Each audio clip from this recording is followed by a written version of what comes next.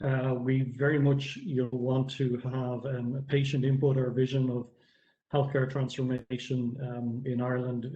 There's a lot of co-design with patients. I know Wanya talked about this, and we felt it appropriate, given that we announced an innovation collaboration with Dell today, to have Jeff McCann, who's the Dell Customer Solution Center lead, present today, but presenting not using his Dell hat, but as a user of technology in type 1 diabetes. Jeff is recently transitioning to a new Metronomic 780G product, which he describes as a digital pancreas. And Jeff is going to tell his story. One of the most compelling things that Jeff told me when we originally met is that annually he used to be hospitalized a couple of times a year, and he's now gone quite a stretch of time to using digital technology and hasn't been hospitalized, which really is like this stay left, shift left, improved in quality of life and improvement in quality of care. So over to you, Jeff. Really looking forward to your talk. Martin, Ross, thank you very much for giving me a chance to speak with you today. As I said, I lead up the innovation labs within the customer solution centers in Dell, and one of the key areas that we work on is actually healthcare. But I don't want to focus on that today. I want to focus on my my journey through diabetes and type 1 diabetes. We've got, using Albert Einstein's phrase, the definition of insanity is doing the same thing over and over again and expecting different results.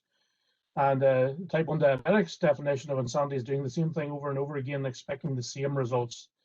Because there are so many variables. It's not just the amount of food you eat, the exercise you're taking, it's the amount of insulin on board, the weather, dawn effect. There's hundreds of different things that can affect your insulin, your blood sugar.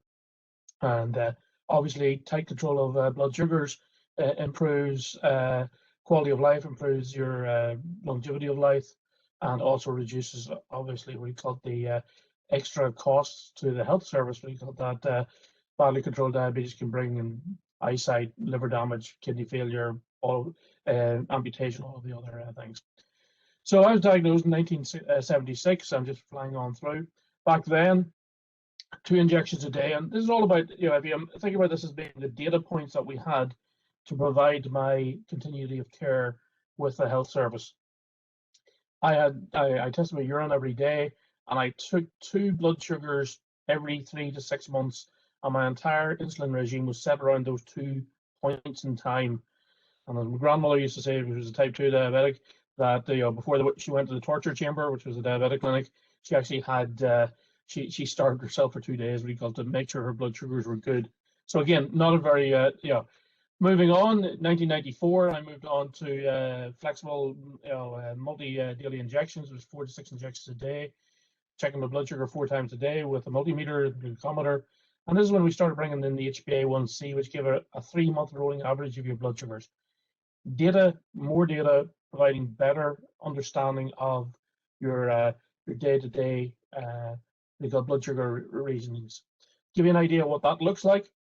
That's the number of injections you would have a type 1 diabetic on multiple daily injections has in a month. So, over 100, 120 injections, maybe some more. 2012, I was one of the first people to move on to the new Metronomic 712 insulin pump. Again, because this took away the management of my actual injections, so I just changed an infusion set once every 3 days. But again, doing my blood sugar 4 times a day and the HbA1c as that 3-month rolling average. 2016, because things changed, we started getting continuous blood glucose monitoring with the Metronomic 640. That changed it from 4 times a day. I still had to do my finger pricks 4 times a day just to calibrate the system, but I also had continuous blood glucose sensors. That means I'm now getting my blood sugar monitored 288 times a day. Again, that has helped me bring down my my HbA1c. Still not easy, but my wife called my insulin pump my mistress, because I spent more time looking at it than I did looking at her. And what I've seen, in this period of time, the increase in data, the better quality of data has reduced the number of times I've been hospitalized, has reduced the number of, I don't have problems with my legs, I don't have problems with my kidneys. It is protecting me, and giving me a better quality of life. More importantly, it's it's moving to the community. I'm not being hospitalized. I'm relieving the workload on acute care, having to look after me and look after those secondary effects of diabetes. And this all comes from better quality data sets. Now, what's really changing, that has taken a lot of effort for me, and from time to time, certainly when we talk about diabetes burnout, it is a real thing. Some days you just wake up and I can't be bothered with this, and you just get on with it, and it is a big problem. It has improved my lifestyle as well. I'm not locked to rigid food injection regimes. I tell the pump when I'm going to eat. It's also reduced nocturnal hypos, which was the biggest problem I had. Big problem with Insulin Pump from 2016 was very sporadic support from the healthcare providers, and that it did require a lot of support to manage the pumps. Earlier this year, I moved on to the 780G, was just released and signed off by the HSE in December, and it has been a life changer to me. In the 3 months I've been on it. It now has a fully AI-enabled engine that monitors my blood sugars and makes decisions on my blood sugars. We're moving away from HbA1cs, and we're looking at time and range. What's my blood sugar like between 3.9 and 10, which is a normal blood sugar range for a non-diabetic person. And since I've moved on to this, I'm running at approximately 85 to 95% time and range. And just to give you an idea, there was a really interesting paper written by a doctor in the UK, I can send you details later, who actually monitored their blood sugar, and they were getting 85 to 90% time in range. That person wasn't a diabetic, that's a normal, healthy, exercising doctor. So, this is bringing me into non-diabetic quality of blood sugars.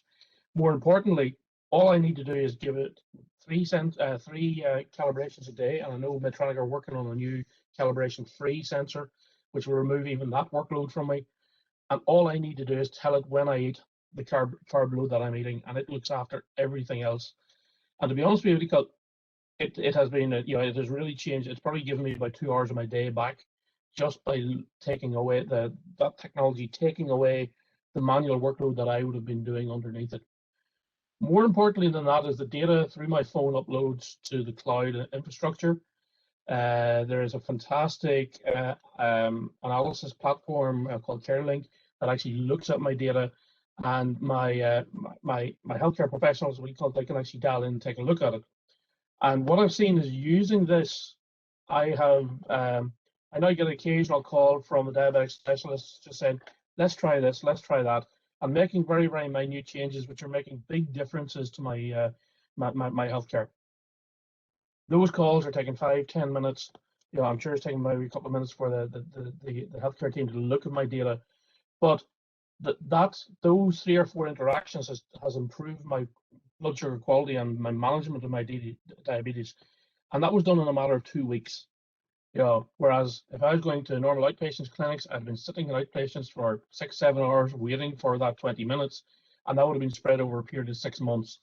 So again, massively increasing the velocity of care coming towards me, improving my quality of life, but also from a healthcare HSE point of view, reducing the risks of secondary problems that is going to take up acute care within the hospital for me. So looking at the use of data within chronic illnesses, this data that's being created, is critical. Being able to capture that data and be able to build insights from it that the healthcare team and myself in conjunction can talk to each other about, and actually look at it using AI engines to analyze the data coming off it, and then say, okay, how are we going to make actions? And this is where we close the loop, on this, being able to provide better quality data to make decisions around healthcare for chronically ill patients. And again, as you make those actions, we then get into a virtuous cycle, being able to build up better quality data, understanding how those actions change, And at the end of the day, this is this provides business outcomes for the HSE. If we can provide better care in the community, you're reducing the cost. And Martin, I know you have mentioned the price of having somebody a day inpatient compared to the price of an insulin pump. The other thing as well is with the new the 780G, there's a lot less management required from the healthcare, from the HSE, for the patients who are on it. So it should be available to a larger contingent of type 1 diabetics. I think in Ireland at the moment, only 11% of type 1 diabetics are actually on insulin pumps. And that's because of the previous challenges around training and supporting them. So very, very finally, from me, we got, it's 100 years ago last month that Banting and Best actually injected the first person with insulin. We were guaranteed a rather short and unpleasant death before that. Once type 1 diabetes occurred. Insulin isn't a cure, but certainly it's going to keep us alive and keep us going until we find a cure. And that's where we really want the data that we're producing should be going back into research as well. And we need to find ways of being able to make that data available to help provide better insights into the research for improving the quality of and the cure in the future. So, Martin, that's it for me. Any questions, any queries? Gosh, really great talk, Jeff. Thanks for sharing your personal story. It really shows the sort of the maturity of the journey from what you started with in 1976 to now we have sort of fully closed loop AI-enabled care, and you really, even though it's not a cure, it's kind of a pseudo cure, very valuable tool to have. So thanks again, Jeff, and we look forward to continuing the collaboration and learning more about your story. No problem. Thank you. Thanks, Jeff.